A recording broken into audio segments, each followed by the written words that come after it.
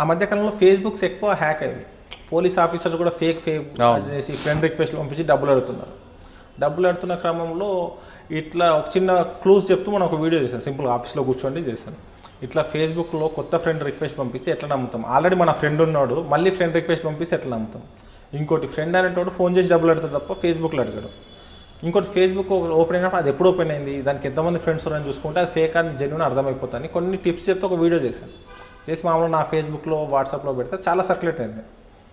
అది అవుతున్న క్రమంలో ఇంట్లో మా వైఫ్ సుశీల, తను నా 2015లో మ్యారేజ్ అయింది, ఎన్ఐటి వరంగల్. తను ఆమె నువ్వు చెప్పింది ఇంతమంది చూస్తున్నారు, మనం దీని ఒక కరెక్ట్ ప్లాట్ఫామ్ పెడితే ఎలా ఉంటుంది, ఒక ప్లాట్ఫామ్ క్రియేట్ చేస్తే బాగుంటుంది అని చెప్పేసి ఒక యూట్యూబ్ ఛానల్ పెడదామని చెప్పి మా వైఫ్ చెప్పింది. అప్పుడు నైట్ డిస్కస్ చేసుకున్నాం. సరే ఏం చేద్దాం అంటే నేమ్ ఒక మంచి నేమ్ పెడదాం. ఏం పెడదాం అంటే ఏదో ఆలోచన నుంచి క్రైమ్ ఫ్రీ ఇండియా అని వచ్చింది. అసలు అప్పటి వరకు అసలు ఆ వర్డ్ అంటే ఆ నేమ్ ఎప్పుడు అనుకోలేదు. సడన్గా అప్పుడప్పుడు నైట్ ఆలోచన వచ్చింది, crime free India CFI crime free India అని అనుకోవడం, అప్పుడప్పుడు ప్లాన్ చేసుకోవడం. నైట్ ఒక మెయిల్ ఐడి క్రియేట్ చేసి ఒక అకౌంట్ ఓపెన్ చేసిన. ఆ అకౌంట్లో ఫస్ట్ వీడియో అదే పెట్టినాం, ఫేస్బుక్ హ్యాక్ అయితే ఏం చేయాలని.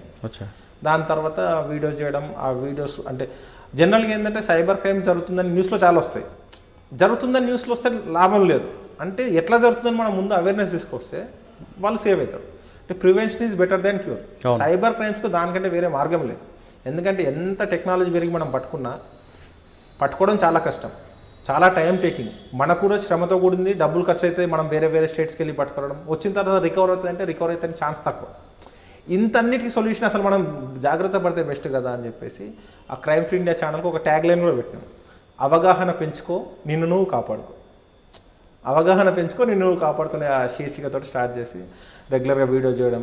ఒక 2 వీడియోస్ చేసిన తర్వాత మా జాయింట్ సిపి అవినాష్ మంచి సార్ని కలిసాను. సార్ ఇట్లా వీడియోస్ చేస్తున్నాను, బాగుందంటే ఓకే గుడ్, బాగుంది చెయ్యు, బట్ మనకు కొన్ని బోర్డర్స్ ఉంటే అవి దాటి ఎట్టి బస్సులు చేయొద్దు, మనం చేయొద్దంటే సార్ నేను ప్రతి చేస్తాను సార్. అప్పుడు సారు పర్మిషన్ అఫిషియల్గా లెటర్ పెట్టని చెప్తే అప్పుడు మా సిపి గారు సార్ దగ్గరికి వెళ్తే అంజన్ కుమార్ సార్ అప్పుడు ఆయన స్క్రూటినీ చేసి దాన్ని లీగల్ ఒపీనియన్ తీసుకొని ఛానల్ పెట్టడానికి చాలా రోజులు టైం పట్టింది. ఎందుకంటే ఇప్పటివరకు ఏ పోలీస్ ఆఫీసర్ కూడా ఒక యూట్యూబ్ ఛానల్ అఫిషియల్గా రన్ చేయట్లేదు. అవును, మనం చేయొచ్చా చేయరాదనేది ఎక్కడ చూసినా, మా సర్వీస్ రూల్స్లో చూసినా, ఎక్కడ చూసినా దానికి సంబంధించినది దొరకట్లేదు.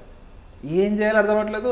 నాకేమో చేయాలని ఉంది, పబ్లిక్ అవసరం, అంటే నాకు చేయాలంటే నేనేదో హైలైట్ కావాలని కాదు, కానీ ఇది అవసరం, దీనివల్ల ఎంతో కొంత యూజ్ అవుతుంది. కానీ దీన్ని మనం పోలీస్ కౌంటీ అఫిషియల్గా చేయాలంటే కూడా కొన్ని ఉంటాయి అని చెప్పేసి తిరుగుతున్న క్రమంలో శాస్త్రి అని ఒక రిటైర్డ్ ఆఫీసర్ దొరికాడు. అతను మన పోలీసు ఎంప్లాయీస్ సంబంధించిన అన్ని రూల్స్ మీద పర్ఫెక్ట్ ఎక్స్పీరియన్స్ ఉంది. మన సిపి ఆఫీస్లో అతను అవుట్సోర్సింగ్లో చేస్తున్నాను. ఆయన దగ్గరికి వెళ్ళి చెప్పేసరికి అంటే ఆయన మొత్తం సరి చేసి దీంట్లో రూల్స్ బిల్స్ ఎందుకయ్యా, నువ్వు చేస్తుంది ప్రివెన్షన్.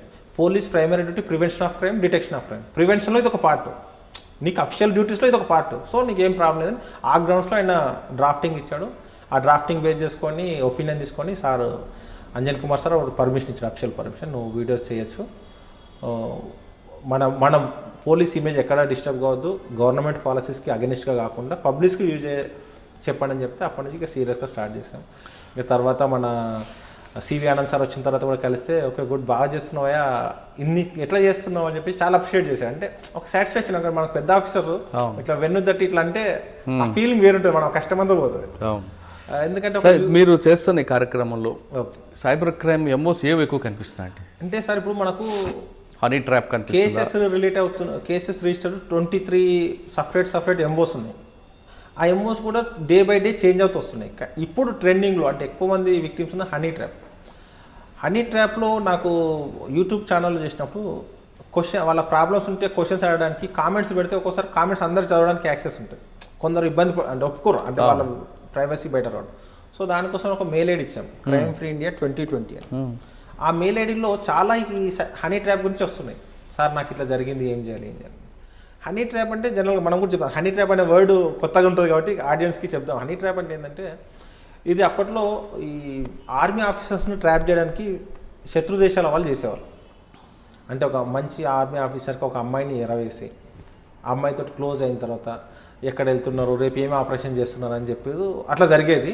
దాన్ని సైబర్ అఫెండర్స్ అడాప్ట్ చేసుకొని మెల్లిగా కామన్ పబ్లిక్లోకి తీసుకొస్తున్నారు. వాళ్ళు ఫేస్బుక్లో కానీ వాట్సాప్లో కానీ మీకు హాయ్ అని ఒక మెసేజ్ పెడతారు. హాయ్ అని మెసేజ్ పెట్టగానే మనం జనరల్గా హాయ్ అంటే ఎవరు అని చెప్పేసి మనం హాయ్ చెప్తాం. వాళ్ళు డీపీ కూడా అమ్మాయి ఫొటోస్ పెడతారు. అమ్మాయి ఫొటోస్ అంటే హీరోయిన్ ఫొటోస్, మోడల్స్ ఫొటోస్ పెట్టారు. కామన్ అమ్మాయి ఎక్కడి నుంచో పిక్ చేసుకుంటారు. అంటే మనం చూడగానే ఈమె ఎక్కడో చూసినట్లుంది అనే ఫీలింగ్ క్రియేట్ చేసేసి హాయ్ చెప్పగానే మనం హాయ్ అనడం, బాగున్నామా ఇవన్నీ ట్రై చేసేసరికి నువ్వు ఫ్రీగా ఉన్నావు నేను వీడియో కాల్ చేస్తాను అంటే ఇక వీడియో కాల్ చేస్తుంటే మనం ఏం ఆలోచించకుండా వీడియో కాల్ అటెండ్ చేస్తాం. వీడియో కాల్ అటెండ్ చేయగానే వాళ్ళు చేసేది ఏంటంటే మన ఫోన్లో మనం వీడియో కాల్ చేస్తే మన స్క్రీన్ రికార్డ్ అవుతుంది. మన ఫేస్ దీంట్లో పెద్ద స్క్రీన్లో కనపడుతుంది, వాళ్ళకి సంబంధించిన చిన్న స్క్రీన్లో కనిపిస్తుంది. ఇది మనం మాట్లాడుతున్న క్రమంలో వాళ్ళు రికార్డ్ చేస్తారు. రికార్డ్ చేసి ఒక 2-3 సెకండ్స్లో ఫోన్ కట్ చేసేసి మనకి ఆ వీడియో పంపిస్తారు. అంటే ఆ వీడియోలో ఏం చేస్తారు, ఆ అమ్మాయి న్యూడ్గా ఉంటుంది. ఫస్ట్ ఫోన్ అటెండ్ చేయగానే న్యూడ్గా కనపడుతుంది. మనం ఎంత కరెక్ట్ పర్సన్ అయినా ఒక న్యూడ్ వీడియో చూడగానే ఇమీడియట్లీ ఫోన్ మనకు అర్థం కాదు ముందు. అసలు మన మైండ్ అది ఎక్స్పెక్ట్ చేయం కదా సార్. మనం ఎక్స్పెక్ట్ చేసి ఒక ఫ్రెండ్ మాట్లాడుతాను ఎక్స్పెక్ట్ చేస్తే సరే న్యూడ్లో అమ్మాయి కనిపిసరికి నీ మైండ్ ముందు అర్థం కాదు. నువ్వు కట్ చేయాలన్నా ఇదంతా జరగడానికి ఒక 4-5 సెకండ్స్ పడుతుంది. నువ్వు ఎంత అనుకున్న 4-5 సెకండ్స్. ఇంకా కొందరు కన్ఫ్యూజ్ అయ్యి అసలు ఏందని కొంచెం అసలు ఏందో చూద్దామని క్యూరియాసిటీతో తెలియకుండానే చూసేవాళ్ళు ఉంటారు. కొందరు ఇంకేందంటే వాళ్ళు టెంప్ట్ చేస్తే ఈ అబ్బాయి కూడా ఒక ప్రైవేట్ ప్లేస్లోకి వెళ్ళి ఇతను కూడా న్యూడ్గా తయారయ్యి కూడా వీడియోస్ చేసిన సందర్భాలు కూడా ఉన్నాయి. అంటే వాళ్ళ సిచ్యువేషన్ ఎంత డిమాండ్ చేస్తే అంత ట్రై చేస్తారు. అదంతా ఫోన్ కట్ చేసి ఇదే వీడియో మనకు పంపిస్తాం. నువ్వు ఇట్లా నాతో న్యూడ్ వీడియో చాట్ చేసినావు, నేను ఈ సోషల్ మీడియాలో పోస్ట్ చేస్తాను, ఫేస్బుక్లో పోస్ట్ చేస్తాను, ట్విట్టర్లో పోస్ట్ చేస్తాను అని చెప్పేసి బ్లాక్మెయిల్ చేసి వద్దని చెప్తే డబ్బులు ఇవ్వండి, డబ్బులు ఇస్తేనే నేను నీకు హెల్ప్ చేస్తాను, లేకపోతే ఇది పోస్ట్ చేస్తాను. ఇప్పుడు ఎవరైనా కూడా సొసైటీలో అన్నిటికంటే ముందు పేరు ముఖ్యం. అవును, ఈ వ్యక్తి ఇలాంటి వాడు అని క్యారెక్టర్ పోయిందంటే ఎవరు తట్టుకోలేడు. అట్లా అని చెప్పేసి ఎంత అంటే డబ్బులు ఇచ్చేస్తున్నారు, ఎంత అంటే డబ్బులు ఇచ్చేస్తున్నారు, ఎవరు చెప్పుకోలేని పరిస్థితి.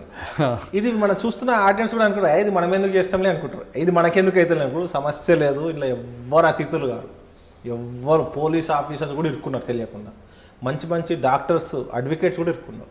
అంటే దీనికి ఎవరు అతిథులు కాదు. అంటే మీకు వచ్చిన కంప్లైంట్లో ఒక మంచి కేస్ స్టడీ చెప్పండి. అంటే కేస్ స్టడీ అంటే ఆ పర్సన్ పేరు చెప్పను. అవును, లాక్డౌన్ టైంలో కోవిడ్ చాలా ఎఫెక్టివ్ ఉంది. అంటే డాక్టర్స్ కూడా డైరెక్ట్ పేషెంట్ని కలిసే పరిస్థితి లేదు, అంటే హాస్పిటల్స్ కూడా లేవు. ఆ టైంలో ఏం చేశారు, అందరూ ఈ వీడియో కాల్ కనెక్షన్ పెడుతున్నారు. అంటే జనరల్ ఏంటంటే వీడియో కాల్లో మనం మాట్లాడతాము, ఆ పేషెంట్ ప్రాబ్లం చెప్తాడు, అతను ప్రిస్క్రిప్షన్స్ ఇవ్వడం జరుగుతుంది. ఆ టైంలో వీళ్ళు ఏం చేశారంటే ఫేమస్ డాక్టర్స్ను టార్గెట్ చేశారు. ఫర్ ఎగ్జాంపుల్ అపోలోలో ఒక ఫేమస్ డాక్టర్ ఉంది అనుకోండి, ఆయనకు వీళ్ళు ఆన్లైన్లో బుక్ చేసుకుంటారు, స్లాట్ బుక్ చేసుకుంటారు. ఆ టైంకైనా వీడియో కాల్ అటెండ్ చేస్తారు. అటెండ్ చేయగానే ఆటోమేటిక్గా న్యూడ్ అమ్మాయి అటు నుంచి అనిపిస్తుంది. డాక్టర్కి అసలు ఆయనకు అర్థం కాదు అసలు ఏం జరుగుతుంది అని. ఎవరైనా అంతే అర్థమయ్యి కట్ అయ్యేలోపు ఇది పంపించేసి ఇట్లా నువ్వు నన్ను ప్రెజర్ చేసిన న్యూడ్గా కనపడమని, నేను ఇది సోషల్ మీడియాలో పెడతాను, నేను మీడియాలో చెప్తాను చెప్తే ఆ డాక్టర్ ఎంత ఇబ్బంది పడతాడు అంటే, ఆయన ఇన్ని సంవత్సరాలు కాపాడుకున్న ఆయన ఒక ఇమేజ్ అంతా పోతుంది. అరే ఈ డాక్టర్ ఇలాంటి వాడు అనే విషయం తెలిస్తే అయితే అని చెప్పేసి ఆయన టెన్షన్ పడడం, వాళ్ళు డబ్బులు అడగడం, ఈయనకి ఏం అర్థం కాకుండా కొంత అమౌంట్ పంపించాను టెన్షన్లో.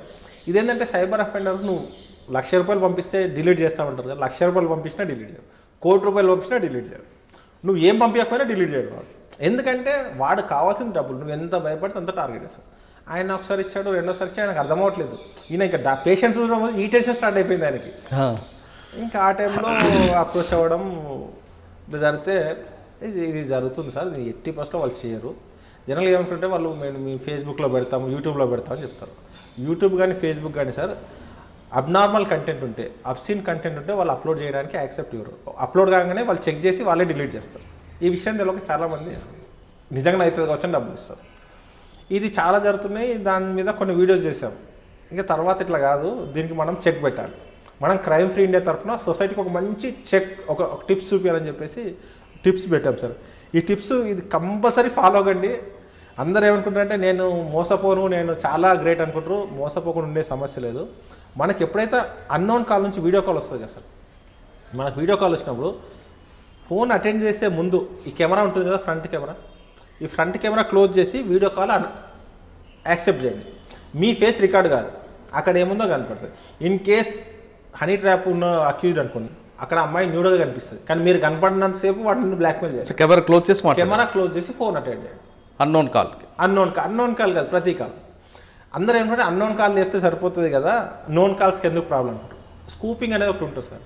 దాంట్లో ఏంటంటే మీ పేరుతో నాకు కాల్ వస్తుంది, మీరు కాదు నాకు చేసేది. మీ నెంబర్ నుంచి నాకు కాల్ వస్తే నేను ఏమనుకుంటాను మీరే కావచ్చు అని నేను క్యాజువల్గా అటెండ్ చేస్తాను. అంటే అది స్కూప్ కాలా లేకపోతే ఫేక్ కాలా అని తెలియదు. చాలామందికి మన నెంబర్ నుంచి మనకే కాల్ వస్తుంది కొన్ని సందర్భాలు. ఇది మనకు తెలియదు కాబట్టి ఎందుకు సింపుల్ మన క్లోజ్ ఫ్రెండ్ అయినా ఒక 2 సెకండ్లు కదా క్లోజ్ చేసి మళ్ళీ ఓపెన్ చేయండి.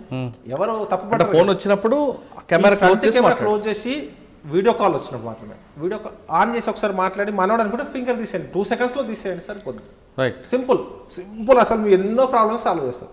లక్షల రూపాయలు కాపాడుతుంది, మీ మానసిక టెన్షన్ నుంచి బయటపడతాం. ఎంత పెద్ద సమస్య అది, ఎవరికి చెప్పుకోలేము. ఎవరు చెప్పుకుంటే ఏమనుకుంటారో. నిజంగా మీరు ఎందాలుగా మంచివాడు అనుకుంటే ఎవరు నమ్మడు సార్, చెడ్డోడు అనడానికి అందరు నమ్ముతారు. నేను మంచివాడు అంటే ఎవరు నమ్మడు, ఏమో చేసి ఉంటాడు వీడియో కాల్ అయినా సొంగగారిచి ఉంటాడు అనుకుంటాడు. అసలు ఎవరు కూడా నేను మంచివాడు అంటే నమ్మడు. ఇట్లా జరుగుతుందని చెప్పేసి ఇది ఫ్రంట్ కెమెరా క్లోజ్ చేయండి. రైట్, ఒకవేళ మీరు ఏదో బిజీలో ఉన్నారు, ఏదో ఈ టిప్ మర్చిపోయారు, బెల్లగా అనుకోకుండా అటెండ్ చేశారు, అక్కడ నుంచి అమ్మాయి మాట్లాడింది, మీరు అమ్మాయి బ్లాక్మెయిల్ చేయడానికి ఫస్ట్ చేయాల్సింది ఏంటంటే, ఒకళ్ళు మ్యారీడ్ పర్సన్ అయితే నీ వైఫ్కి చెప్పి సబ్జెక్ట్ ఇట్లా నాకు ఇలా వీడియో కాల్ వచ్చింది, ఇదేదో అనుకోకుండా ఇట్లా వచ్చింది, ఇట్లా నాకు ఏదో బ్లాక్మెయిల్ చేస్తున్నావు అని చెప్పి మీ వైఫ్, మీ ఇంట్లో పేరెంట్స్, మీ క్లోజ్ వాళ్ళకి చెప్పేస్తే మీకు సగం రిలీఫ్ అయిపోతారు.